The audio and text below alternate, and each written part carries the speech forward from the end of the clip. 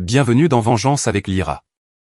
J'ai ouvert le restaurant de mes rêves et j'ai invité toute ma famille à la grande ouverture. Pas un seul d'entre eux n'est venu. Ils sont tous allés à la fête de promotion d'Ezra à la place un barbecue dans le jardin avec des chaises en plastique et de la bière tiède pendant que j'attendais dans une salle à manger éclairée aux chandelles. Et alors que je fermais seul, essuyant des tables intactes et pliant des serviettes que personne n'avait utilisées, papa a finalement envoyé un texto, nous devons discuter du restaurant. Je m'appelle Juliette Martin. J'ai 34 ans. Et si vous pensez savoir comment cela se termine, restez à l'écoute. Que faites-vous lorsque les personnes à qui vous avez confié vos rêves ne se présentent que lorsqu'il reste quelque chose à manger? La cuisine sentait encore l'ail et le romarin. Les cartes de menu manuscrites sur lesquelles j'avais passé des heures étaient toutes encore soigneusement empilées à l'accueil. Et la playlist, celle que j'avais créée à partir de chansons qui me rappelaient mon enfance, tournait en boucle dans des haut-parleurs vides. J'ai regardé mon téléphone. Pas d'appel. Pas de « désolé, nous sommes en retard ». Pas de fleurs, même pas de la part de maman. Juste la story Instagram d'Ezra, ambiance de fête de promotion, emoji bouteille avec bouchon qui saute. Toute ma famille en arrière-plan, riant, dansant, tenant un gâteau qui disait « vers de plus grandes choses ». J'avais construit quelque chose à partir de rien. Ils ne l'ont pas seulement manqué, ils l'ont ignoré. Alors, quand papa a envoyé un texto, je n'ai pas demandé de quoi il voulait discuter. Je savais qu'il s'inquiétait pour l'argent qu'il supposait obtenir. L'ardoise familiale, la réduction tacite qu'il pensait avoir mérité simplement en partageant mon nom de famille. J'ai fixé l'écran un instant, puis j'ai tapé une phrase qui allait réécrire les règles pour toujours, à compter d'aujourd'hui, le restaurant est fermé à toute la famille. Aucune réservation, aucune réduction, aucune exception. Étage 20 minutes plus tard, mon téléphone s'est allumé. 19 appels manqués et un coup à la porte arrière de la cuisine. C'était Ezra à la porte. Bien sûr que c'était lui. Il se tenait là dans son blazer sur mesure, sentant trop l'eau de Cologne et pas assez la culpabilité. Dans sa main, une boîte de restes de gâteau. Je me suis dit que tu en voudrais une part, a-t-il dit, essayant de sourire comme si de rien n'était. Je n'ai pas répondu. Je n'ai pas bougé. Écoute, Jules, a-t-il dit. Nous ne pensions pas que l'ouverture était si importante. Papa a dit que c'était juste une ambiance de pré-lancement. Je suis sorti, fermant la porte derrière moi. Tu es allé à sa fête, Ezra. Pas à la mienne. J'ai envoyé des invitations remises en main propre. J'ai envoyé 3 textos à maman. J'ai fait ta tarte au citron préférée, et elle est restée intacte pendant 5 heures. Il a baissé les yeux sur le gâteau. Les gens étaient occupés. Non, ai-je dit, doucement mais sèchement. Les gens sont devenus paresseux. Ils pensaient que je serais toujours le plan de secours. Je suis passé devant lui et j'ai jeté le sac poubelle que je portais dans la benne à ordures. Jules, allez. Ce n'est pas si grave. Mais ça l'était. Ça l'avait toujours été. De la façon dont papa me présentait comme l'artiste à la façon dont maman comparait constamment mon rêve de restaurant au travail de marketing d'Ezra. Il voulait que je reste petite pour ne pas avoir à m'expliquer. Ezra m'a suivi jusqu'à la porte. Je pense que papa veut investir maintenant. Il voit du potentiel. Il m'a demandé de te parler. Voilà. La vraie raison. Pas de culpabilité, pas de soutien, juste des affaires. Dis à papa que le restaurant est entièrement financé, ai-je dit calmement, et que l'investisseur a acheté les droits exclusifs de ma loyauté. Ezra a cligné des yeux. Qu'est-ce que ça veut dire? J'ai souri. Ça veut dire que vous êtes en retard, et que je ne prends pas les restes. Je suis rentré à l'intérieur et j'ai verrouillé la porte derrière moi. De l'autre côté, je pouvais l'entendre respirer, puis s'éloigner. Le lendemain, j'ai changé les serrures. Pas seulement au restaurant, mais aussi à mon appartement. J'avais passé des années à laisser ma famille traiter mon espace comme un moulin. Jules, on a besoin d'un endroit où dormir. On peut entreposer ça ici pour quelques semaines? Je peux emprunter ta voiture juste jusqu'à lundi? Et à chaque fois, j'avais dit oui, parce que dire non me donnait l'impression d'être égoïste, parce que quelque part au fond de moi, je pensais qu'être utile était la même chose qu'être aimé. Mais l'amour ne vous laisse pas tomber au moment le plus important de votre vie. L'amour ne fait pas fi de vos invitations. L'amour est présent. Alors je l'ai rendu officiel. Une pancarte sur la porte du restaurant disait « chers clients, en raison d'un soutien écrasant, nous passons aux réservations uniquement. Aucune personne sans réservation ne sera acceptée, même si nous partageons le même ADN. À midi, c'était sur les blogs culinaires locaux. Le soir, c'était devenu viral. La photo de moi dans mon tablier blanc, les bras croisés, debout devant cette pancarte manuscrite, elle a touché une corde sensible. Les commentaires ont afflué. Cette femme est mon héroïne. Les limites ont meilleur goût que la trahison. Dites à Ezra de ravaler sa fierté. Pendant ce temps, mon téléphone n'arrêtait pas de vibrer. Maman a appelé 5 fois, a laissé un message vocal. Juliette, c'est enfantin. Nous sommes une famille. Nous avons fait une erreur, mais cette crise de colère publique ne fait qu'empirer les choses. Je n'ai pas répondu. Au lieu de cela, j'ai ouvert la porte d'entrée à un couple se tenant la main, des touristes de Géorgie. Nous vous avons vu en ligne, a souri la femme. Nous avons annulé notre autre réservation juste pour manger ici. En les conduisant à leur table, j'ai aperçu mon reflet dans la vitrine. Je n'avais pas l'air amer. Je n'avais pas l'air en colère. J'avais l'air libre. Et derrière moi, le restaurant bourdonnait de rire, de cliquetis de fourchettes et de secondes chances que j'avais choisies, pas de celles qu'on m'avait forcé à donner. 2 jours plus tard, papa s'est présenté. Pas au restaurant. Il ne risquerait pas les caméras ou un autre titre de journal. Il est venu à mon appartement. Juliette, ouvre la porte, a-t-il dit. Soyons adultes à ce sujet. Je l'ai observé à travers le Judas, sa veste de costume légèrement froissée, les yeux fatigués. Il ressemblait à un homme qui perdait le contrôle d'une histoire qu'il avait écrite. Je serai bref, a-t-il ajouté. Ta mère est contrariée. Ezra est confus. Nous le sommes tous. J'ai ouvert la porte mais je ne me suis pas écarté. Tu veux parler? Parle ici même. Il a soupiré. C'est ridicule. Nous ne sommes pas des ennemis. Non, vous êtes juste des gens qui ont oublié que j'existe, sauf si je paie l'addition ou que je prépare le repas. Il a tressailli. J'allais t'aider, a-t-il dit doucement. J'examinais des financements. Tu veux dire que tu voulais des parts, ai-je répondu. Le contrôle. Le visage de papa s'est durci. Ne sois pas paranoïaque. J'ai sorti l'enveloppe Kraft qui attendait sur la console derrière moi.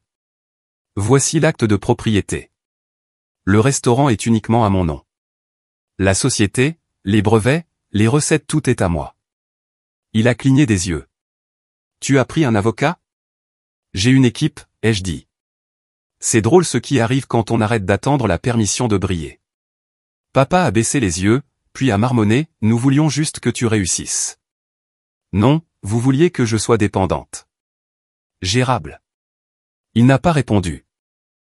Avant de partir, il s'est retourné et a dit, ça te retombera dessus, Jules. Tu brûles les ponts.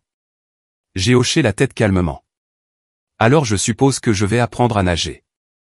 J'ai fermé la porte, et pour la première fois de ma vie, je n'ai pas eu l'impression d'avoir besoin de leur nom pour réussir parce que le mien, Juliette Martin, valait enfin quelque chose. Ce soir-là, j'avais 12 nouvelles demandes de réservation et un message d'Ezra, il prépare quelque chose. Sois prudente. Je n'ai pas sourcillé. Qu'il prépare. Moi aussi. Le premier signe a été un mauvais avis sur Yelp. Puis 2, puis 6. Tous en moins d'1 heure. Chacun étrangement similaire. La nourriture était froide. Le personnel était impoli. La propriétaire nous a regardés comme si nous n'étions pas à notre place. Seul problème, aucun de ces noms ne figurait sur le registre des réservations. Et nous n'avions jamais eu de nourriture froide. Je savais ce que c'était. Le message d'Ezra a résonné dans ma tête, il prépare quelque chose. Une campagne de dénigrement. Une guerre à une étoile. Le genre de vandalisme numérique qui ne laisse pas d'empreinte digitale, juste du poison. Je n'ai pas paniqué. Je me suis préparé. J'ai appelé mon avocat. Puis j'ai contacté l'un de mes habitués, un journaliste d'un journal local qui avait autrefois écrit un article élogieux intitulé « Le restaurant avec une âme ». Je pense que quelqu'un vous cible, a-t-elle dit après avoir lu les avis. Vous voulez faire une déclaration? J'ai dit oui. Le matin, l'article était sorti, sous les ficelles du tablier, comment une chef étoilée montante a riposté au sabotage familial. Ce n'était pas de la vengeance, c'était la vérité. L'article comprenait des captures d'écran, des dates, des contradictions, même une citation d'un membre du personnel qui a dit que son père était venu la semaine dernière et avait menacé de racheter son bail si elle ne revenait pas à la raison. À midi, l'histoire avait pris de l'ampleur. Les commentaires ont de nouveau afflué, cette fois de personnes me défendant. Imaginez être à ce point menacé par le succès de votre fille. Des familles comme celle-ci créent des guerrières. Elle n'est pas le mouton noir, elle est le phénix. Ce soir-là, une femme est entrée dans le restaurant et a chuchoté, « Ils ont essayé de vous briser, mais je suis venu ici pour vous donner $1000 de pourboire juste pour avoir tenu bon. » J'ai pleuré dans la chambre froide, non pas par faiblesse, mais par soulagement. Parce que pour une fois, je n'étais pas seul. Le monde avait vu ce qu'ils avaient fait, et il m'avait choisi. Le prochain coup n'était pas le mien. C'était celui de la fiancée d'Ezra, Nathalie. Elle s'est présentée pendant les heures de fermeture. Pas de réservation, juste un sourire fragile et un téléphone tremblant à la main. « Je peux vous parler ?» a-t-elle demandé. « S'il vous plaît, juste une minute. » J'ai failli dire non, mais quelque chose dans ses yeux de la culpabilité, peut-être m'a retenu. Elle s'est assise en face de moi dans la dernière banquette près de la fenêtre, ses mains serrées autour d'une tasse de café que je n'avais pas encore versée. « Je ne savais pas » a-t-elle murmuré. « Je ne savais pas jusqu'où ils iraient. » Je suis restée silencieuse. Ils ont créé un groupe WhatsApp. Votre mère, Ezra, votre tante Linda, même votre cousin Marc. Ça s'appelait le projet Reset. Le plan était de vous faire pression pour vendre le restaurant ou de vous forcer à échouer. Je n'ai pas sourcillé. Je le savais déjà. Nathalie a continué, la voix brisée. Ezra a dit qu'ils essayaient juste de vous ramener à la réalité. Mais après que l'article est devenu viral, ils se sont retournés les uns contre les autres. Votre mère a blâmé Ezra. Ezra a blâmé votre père. C'est le chaos maintenant. Je me suis penché en arrière, l'observant. Pourquoi me dites-vous cela? Elle avait l'air honteuse. Parce qu'ils m'ont entraîné là-dedans, et parce que je ne veux pas épouser quelqu'un qui traite sa sœur comme ça. Elle a fait glisser son téléphone sur la table. Capture d'écran, message, note vocale, preuve. Je les ai regardés. Nom, date, plan. Nathalie s'est éclaircie la gorge. Si vous voulez rendre cela public, vous avez ma bénédiction. Je n'ai pas répondu. Pas encore. Parce que la vengeance n'était pas une question de bruit. C'était une question de timing, et il ne s'agissait pas de se venger. Il s'agissait de se libérer. Je l'ai regardé dans les yeux. Merci, ai-je dit. Vous venez de me donner tout ce dont j'avais besoin. Et je le pensais. Parfois, la dernière carte dont vous avez besoin vient de quelqu'un qui est prêt à quitter la table.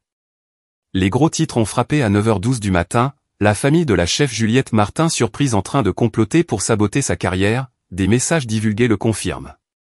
Je n'avais parlé à aucun journaliste. Je n'en avais pas eu besoin. Nathalie a divulgué les messages elle-même. Les a publiés avec une simple légende, je ne me marierai pas dans cette famille. Ça a explosé. Les captures d'écran du groupe de discussion au projet Reset ont brossé un tableau complet. Elle se prend trop au sérieux. Coupez-lui sa réduction fournisseur. Faites-la supplier de revenir. La réaction du public a été instantanée. Les partisans du restaurant ont inondé les réseaux sociaux avec soutien Juliette. Des gens qui étaient restés silencieux auparavant de vieux amis, des camarades de lycée, même d'anciens collègues ont tous pris la parole. C'était toujours elle qui portait tout le monde. Ils l'ont utilisée jusqu'à ce qu'il ne lui reste plus rien. C'est pourquoi elle brille. Elle s'est battue seule. À midi, ma liste de réservations était complète pour 6 semaines. À 14h, mon propriétaire a appelé. Juliette, je prolonge votre bail de 5 ans. Loyer bloqué. Vous êtes la fierté de cette rue. À 15h17, Ezra a envoyé un texto, je ne savais pas que maman gardait ses trucs. Je suis désolé. Je n'ai pas répondu. Je préparais le service du dîner, pliant des serviettes, goûtant une sauce, redressant un tableau tordu sur le mur. À 17h, une femme est entrée, vêtue d'un blazer bleu marine et de rouge à lèvres rouges. Je suis du Food Chronicle, a-t-elle dit. Nous faisons un reportage, 10 chefs qui ont survécu au feu. Vous êtes notre couverture. J'ai cligné des yeux. Couverture? Elle a souri. Vous n'êtes pas seulement une chef. Vous êtes une révolution. Ce soir-là, après que le dernier plat ait été servi et que les lumières se soient tamisées, je me tenais dans la salle à manger vide, pieds nus, un verre de vin à la main. L'air n'était plus lourd. Il était pur. Et demain, je commencerai à planifier quelque chose d'encore plus grand. Parce que la meilleure vengeance n'était pas la survie. C'était le succès assaisonné de silence. L'invitation est arrivée exactement 1 an plus tard. Feuille d'or, lettre calligraphiée, scellée d'un blason que je ne connaissais que trop bien. Vous êtes cordialement invité au brunch de fiançailles d'Ezra et Marlène. J'ai ri. La même famille qui m'avait autrefois exclu des célébrations me demandait maintenant de me joindre à leur séance photo organisée, espérant probablement que je posterais quelque chose de positif pour aider leur image. J'ai mis l'invitation dans le mixeur. Puis j'ai ouvert mon ordinateur portable et j'ai finalisé un accord que je négociais depuis des mois. La table de Juliette, mon deuxième emplacement. Celui-ci se trouvait dans un bâtiment historique en briques du centre-ville. Poutres apparentes, jardin sur le toit, une cuisine 2 fois plus grande que la première. J'avais engagé mon personnel dans des endroits négligés, des diplômés en cuisine sans relation, des mères célibataires en reconstruction, des rêveurs discrets qui n'avaient jamais eu leur chance. Nous avons construit quelque chose de sacré. Pas seulement un restaurant, mais un espace où la dignité était au menu. Alors que je sortais pour la coupe du ruban, une foule s'était rassemblée. La même journaliste qui avait écrit le premier article était là, micro à la main. « Que diriez-vous à votre famille maintenant » a-t-elle demandé. J'ai souri, lentement et doucement. Rien. Ils avaient demandé des explications, des excuses, des secondes chances. Je leur ai donné le silence parce qu'ils n'avaient jamais eu besoin de réponse. Ils avaient besoin de rendre des comptes, et je n'avais plus rien à prouver. Plus tard dans la soirée, je me tenais dans la nouvelle cuisine, le tablier saupoudré de farine, les mains dans la pâte. Mon personnel s'affairait derrière moi des rires, des bruits de découpe, le faible bourdonnement de l'espoir. Puis est venu le moment qui a tout marqué. Une femme est entrée seule, nerveuse. « J'ai vu votre histoire » a-t-elle dit. Ma fille veut devenir chef. Elle a peur de ne pas être assez bonne. Je lui ai tendu un menu. Dites-lui ceci, ils m'ont dit la même chose.